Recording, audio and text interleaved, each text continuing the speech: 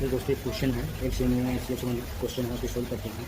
कह रहा है कि मान लीजिए n बार बड़ी बड़ी संख्या है जिसे 1305, 4065 और 05 को भागा देने पर प्रत्येक दशा में समान शेष आता है। तो n के अंकों की संख्या का योग पूछ रहा है। क्या पूछ रहा है? n की अंकों की संख्या का योग पूछ रहा है। ठीक है, ये प्रश्न से पूछ रहा है। तो कौन कौन संख्या में भागा दे रहा है n से? 1305 को n से भागा दे रहा है, फिर 4665 को n से भागा दिया जा रहा है, फिर 6905 को n से भागा दिया जा रहा है। अब कह रहा है इस सब को भागा देने पर समान शेष एक आता है। समान शेष एक आता है। इसको शेष में भागा देंगे तो एक ही आता है, समान शेष आता है। इसको शेष में भागा देंगे तो एक ही, इसमें शेष एक ही, मतलब समान आता है।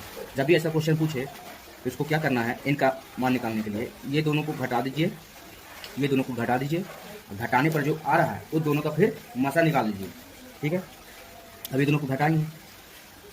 4665 माइनस 1305 को घटा देंगे, 0633 ये हो गया। अभी दोनों को घटा देंगे, मतलब 05 में 4665 घटा देंगे, 0.4 8 से 2 इतना हो गया। अब जो ये दोनों घट के आया है इसको मसा निकालेंगे।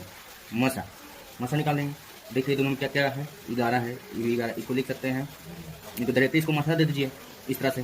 3360 को 2240 से मसा कर देंगे एक बार में। 2240 0 2 1 1, फिर यहाँ से 2240 दे देंगे। 11 20 2240, ये सीधे दो बार में 2240।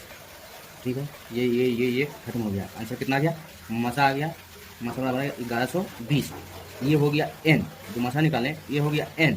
अब n नहीं पूछ रहा है, पूछ रहा है n की अंकों की संख्या का योग पूछ रहा है। विद्यार्थी इतना लिख करके आंसर खोजने लगता है कि किधर नहीं मिलता है, लेकिन यहाँ पूछ रहा है कि संख्या का योग पूछ रहा है कि n जो निकला इसका योग पूछ रहा है। तो 1 + 1 + 2 + 0 बराबर 4, ये आपका आंसर हो गया।